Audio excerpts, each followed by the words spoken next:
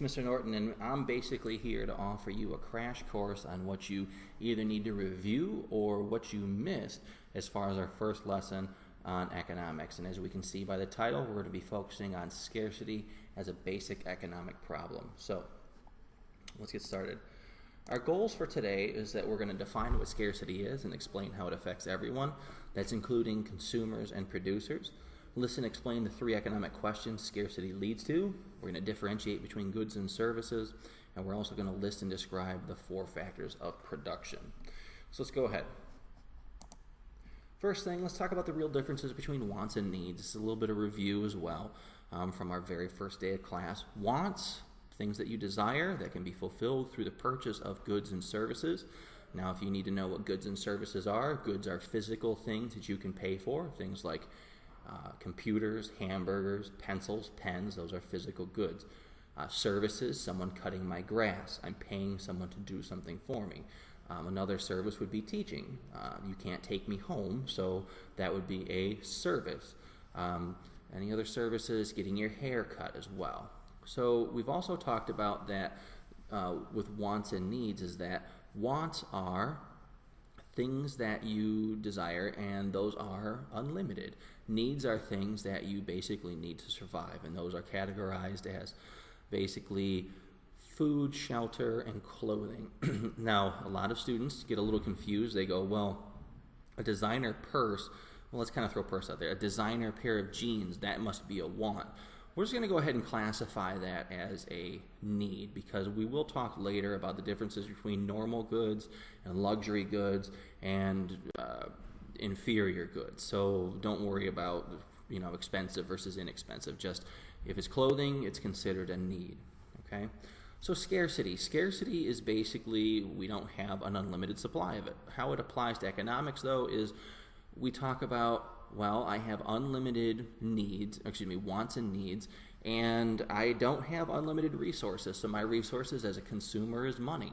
So I have to make decisions about how I'm going to use my limited resources, which would be the income that I have from work, and how am I going to use that to fulfill my unlimited wants and needs. So for me, I have a house payment, I have a car payment, I have things I want to do for my children, I have food that I want to eat. So I have to make decisions with that. Are there wants that I have that I am not able to fulfill with my resources, my limited resources? Absolutely. I would love a bigger house. I would love an additional house, maybe like in Hawaii. I would love that. I'd love a plane, a personal plane, but I don't have the resources to purchase those particular things. So that's basically the easy portion. How does it affect consumers? Because I basically just laid that out for you. But how about producers? We kind of put them in the same boat. Producers, no matter what company it is, they don't have unlimited resources. Now, as a company, your main goal is to make profit. So, as a company, as a producer, a company, I have to make the decision. What can I make with the limited resources that I have that will make me the most profit? You look at every company that's around there. Nobody makes absolutely everything. You look at, if you pick up a pencil, it might say BIC on it. BIC makes a bunch of different things, but they don't make everything. They make pencils, pens, razors, lighters, and maybe a few other things. Whiteout, that's another thing. They kind of stick to office supplies, but then they also have lighters, as we mentioned. I know they make disposable razors, but they don't make cars. They don't make computers. They don't make hair products. They don't make, a lot of things. They make scissors, but not hair cutting scissors. So they basically said, you know what, we can make a lot of profit focusing on those particular products. That's what they go with, and that's what companies do. We'll talk about later in the school year where when it becomes not as profitable to make certain things, that you'll take the resources you have, stop making that particular product, and then make something else, because the end game for companies, for producers, is to make money. Okay. So 3 questions that lead to scarcity. So it's going to be what will be produced, how will it be produced, and for whom will it be produced. So the first one and second one, I had a student last week gave a great answer for giving me a summary of what will be produced. Who decides that? Well, it's whoever controls the resources. And as we'll talk about in future chapters, there are different types of economic systems. There's traditional, command, and market. But in a command economy where the government controls basically all resources, It's the government who's going to determine what will be produced. When we talk about command economies, we'll talk about how sometimes the government forces the production of things that aren't exactly profitable, and that can be problematic, which we'll get into at that point.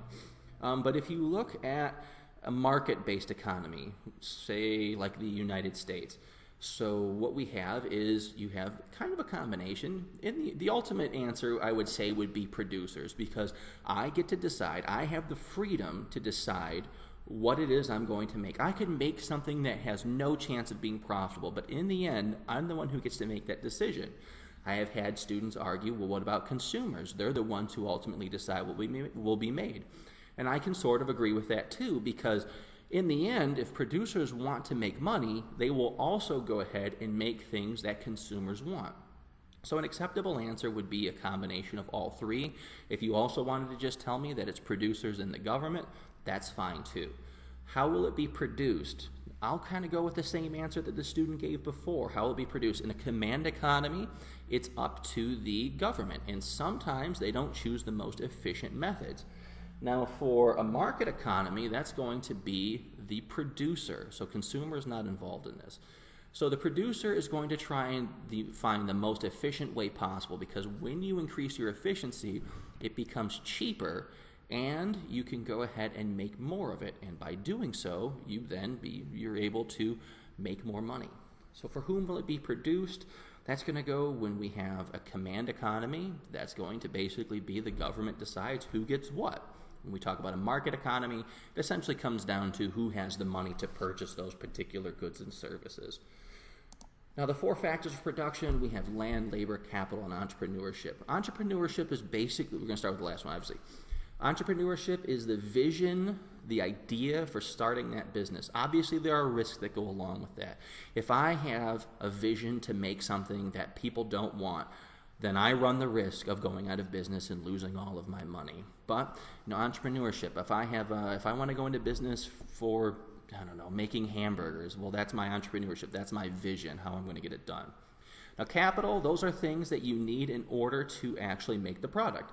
So let's go with making hamburgers still. I need a store. I need a stove. I need counters. I need menus. I need hamburger patties. I need all those other particular things that go along with that. Labor. Now, labor is where it gets a little confusing for students, because there's a little bit of added material that they kind of forget about. Labor, obviously, it's easy to think of, the labor, the people actually doing the work. But it's also, if I'm going to design a product, obviously we can't, I guess we could apply this to hamburgers, so I'm going to invent this new hamburger. The thought process and the designing to making that new recipe, that would actually also be considered labor as well. Land is going to be any particular type of natural resource that we come in contact with that we actually need. So some of the natural resources I would need for a hamburger place, water is a natural resource. That's probably about all I can think of. No, probably natural gas, because that's what fires the stoves. What people normally just think of is, I need this many acres of land. That's not necessarily what we're looking at in this particular one. And it's a little deceiving, because land is not exactly what you think it is with the term land. It's just focusing on natural resources that you will need.